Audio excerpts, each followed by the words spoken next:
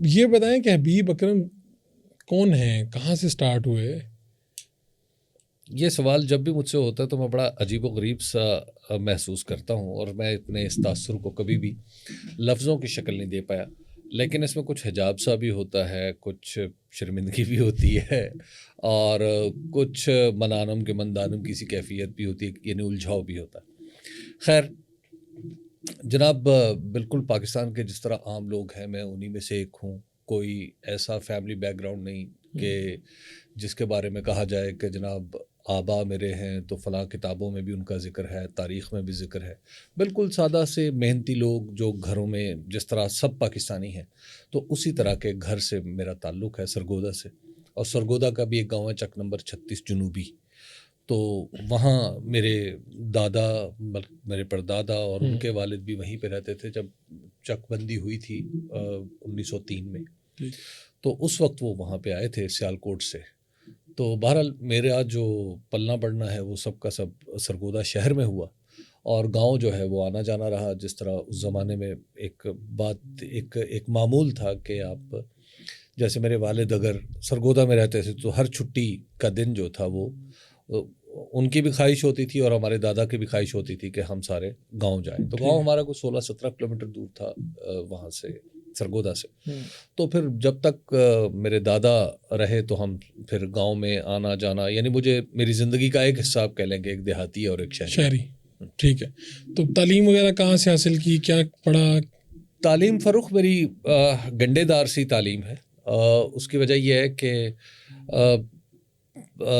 12ویں جماعت تک تو مسلسل پڑھا، ٹھیک ہے، اس کے بعد پھر مسلسل نہیں پڑھا، اس کے بعد پھر اپنے کام دھام میں لگ گئے۔ ظاہر ہے میں کو بہت خوشحال خاندان سے نہیں ہوں، تو ایسا نوجوان جس کو اپنی فیس کا بھی دھیان ہے، پڑھنے کا بھی دھیان ہے، گھر کا بھی دھیان ہے، تو وہ ظاہر ہے پھر تعلیم اس میں ثانوی حیثیت اختیار کر جاتی ہے ترجیحات میں، تو فوری طور پر پیسہ کمانا یا اس کی اہلیت پیدا کرنا اہم ہو جاتا ہے۔ ٹھیک ہے، تو پھر اس کے بعد میں سعودی عرب چلا گیا۔ سعودی عرب میں جا کے وہ سارے کام کیے جو آج پاکستانی وہاں کرتے ہیں، کہ بس جو بھی مزدوری ملی وہ کر لی، جی جو بھی مزدوری ملی کر لی، اور اس کے بعد پھر وہاں پہ بھی تھوڑا بہت کچھ بہتر کر لیا، ڈرائیور کے درجہ فضیلت پہ بھی فائز ہوئے، یہ میں سارے کام کیے۔ نہیں، آپ نے جب ایک دن بتایا نا کہ میں نے باقاعدہ ٹرک ڈرائیوری کی، جی تو میں بڑا حیران ہوا۔ یہ آپ نے ایک محفل میں ایسے بات کر دی، میرے ذہن میں رہ گئی یہ بات۔ تو یعنی یہ کیا نوبت آئی کہ بس روزگار کے لیے؟ روزگار کے لیے ظاہر ہے اس طرح کا کام کوئی شوق سے تو نہیں کرتا، مشکل کام ہے کافی، اور شوق ہو تو کمال ہے، پھر کام نہیں، شوق ہو تو کمال ہے۔ تو کتنی دیر یہ کیا؟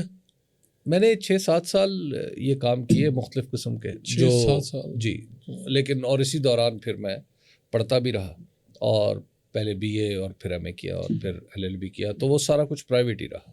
ٹھیک ہے، باقاعدہ کسی یونیورسٹی میں اتفاق نہیں ہوا جانے کا؟ مجھے پڑھنے کا اتفاق نہیں ہوا۔ صحیح ہے، لیکن آپ کے تو ماشاءاللہ جب آپ بولتے ہیں، لکھتے ہیں، تو بالکل یہ گمان نہیں، بلکہ کئی ہمارے لوگ جو یونیورسٹیوں میں جاتے ہیں ان پہ ہمیں تھوڑا سا شک ہوتا ہے۔ شاید یہی خوش قسمتی ہے کہ میں کسی یونیورسٹی میں نہیں گیا۔ تو یہ جب سب کچھ ہو رہا تھا تو دیہات میں تو ایک بڑا کلچر تھا کہ جی منڈے نو کوئی سرکاری نوکری لگ جائے اور کوئی اس طرح سے ہو جائے، کچھ کوئی مقابلے کا امتحان یہ وہ۔ تو آپ کے والدین نے کوئی اس طرف آپ کو لگانے کی یا چاچے تائے نے کوشش نہیں کی؟ دیکھیے، ایک تو جو غربت ہے نا جی، وہ بہت ساری خواہشات کو تباہ کر دیتی ہے، خواہشات موجود ہی نہیں رہتی، اور اس میں جب آپ کو امیجیٹلی آپ کو سروائیول کا ایشو ہو تو پھر آپ کچھ مختلف انداز میں سوچتے ہیں، اتنا لمبا نہیں سوچتے۔ یعنی ظاہر ہے آپ کو جب پتہ ہو کہ اگلے مہینے بجلی کا بل آنا ہے، اور پھر گھر میں کھانا پینا ہے، اور پھر فیسیں وغیرہ ہے، اور کچھ پڑھنا بھی ہے، تو پھر آپ اتنا لمبا نہ آپ سوچتے ہیں نہ آپ کے والدین سوچتے ہیں، تو اس لیے آپ کو پھر فوری طور پر چیزوں کی طرف چلنا پڑتا ہے۔ ہاں، جہاں تک مقابلے کے امتحان کی بات ہے تو ایک دفعہ مجھے تو اتنا شوق نہیں تھا، لیکن میرے والد صاحب اور کچھ دوستوں نے مجھے ابھارا کہ تم مقابلے کا امتحان دو اور اس کی تیاری کرو۔ تو میں نے 98 میں مقابلے کے امتحان کی تیاری شروع کر دی، اور خیال یہ تھا کہ 99 میں امتحان دوں گا. 1 سال پوری تیاری جی کروں گا. 1 سال ظاہر ہے، لیکن اس 1 سال میں مجھے کام بھی کرنا تھا اور مجھے تیاری بھی کرنی تھی. تو 1 سال میں نے تیاری تو کی، خوب تیاری کی، اس میں مجھے کچھ لگ کے کتابیں پڑھنے کا موقع ملا، لیکن امتحان نہیں دیا. کیوں؟ اس وقت جنرل پرویز مشرف کی گورنمنٹ آ گئی تھی. ٹھیک ہے. تو مجھے ایسے لگا کہ اب سرکاری نوکری جو ہے وہ مجھے نہیں کرنی چاہیے. صرف اس وجہ سے امتحان نہیں دیا؟ ہاں، یہ ایک بنیادی وجہ تھی. تو یعنی اگر آپ دے لیتے جتنی تیاری کی تھی، میرا مزاج لڑکپن سے ہی آشکارا تھا. تو اگر آپ دے لیتے تو آپ تو جناب کوئی بڑے افسر بن کے اس ٹائم بیٹھے ہوتے. بڑا افسر بن جاتا پھر کیا ہو جاتا. ہم نے بڑا افسر نہ بن کے، آپ کو اچھا نہیں لگتا کہ کافی سارے کام میرے بغیر بہت اچھے ہو رہے ہیں. ٹھیک ہے. تو یعنی تیاری کی اور اس کے بعد وہ نہیں دیا جی، امتحان اس وجہ سے. اور اس کے بعد سلسلہ پھر آگے کیا کیا؟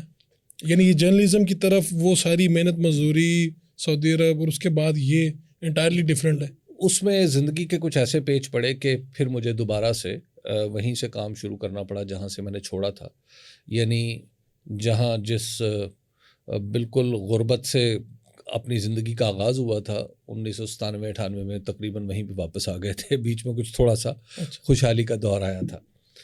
تو ان دنوں میں بھی یعنی میرے ذہن میں جو کام تھا، جو مجھے آتا تھا تھوڑا بہت، تو وہ ٹیکنیکل نیچر کا کام تھا، خراد کا، ویلڈنگ کا. تو اس طرح کی چیزیں مجھے آتی تھیں اور ساتھ مجھے پڑھانا آتا تھا.